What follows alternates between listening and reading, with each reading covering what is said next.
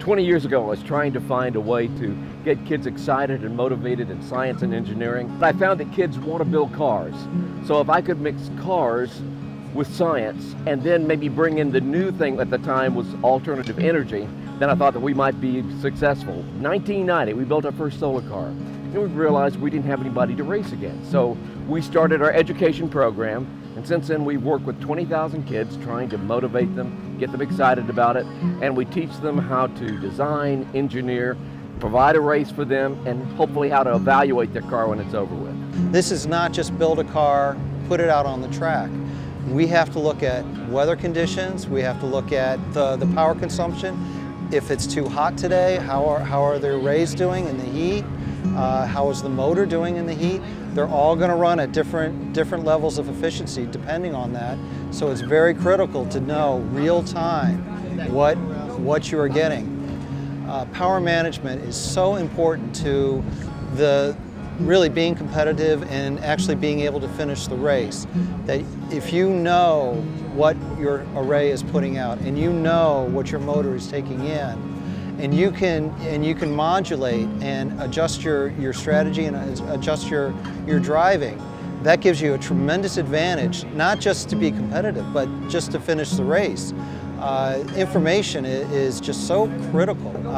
Just relying on the driver, he can only give you so much information at any one time. He's also driving, he's also dealing with the heat. He may make the human error. Just to have that data stream available to you is an incredible advantage.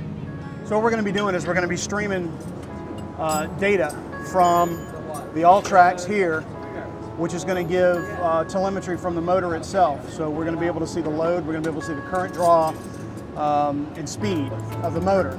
It's being converted from RS-232 to Ethernet and here into just a simple 5-port switch. Our second connection here is going to be for the MPPC. This is the array charge. So they'll be able to see real-time data from the array and the battery status directly from the MPPC.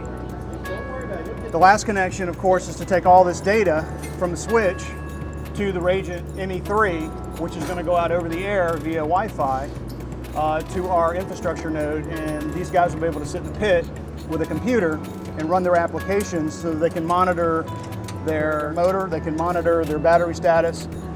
Instead of having to get this from the driver every lap and decide what to do, they can make real-time decisions based on the data they're receiving. We've got the car running on the track right now, and what we're doing is we're testing coverage with that one infrastructure node all the way around the track, and so far we've seen great results coming back. We've got single-digit latency. We're seeing 24 megabit throughput speeds, and we're seeing very strong 30 and 40 dB signals all the way across.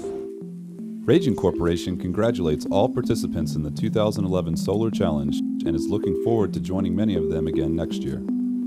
For more information, visit www.ragent.com.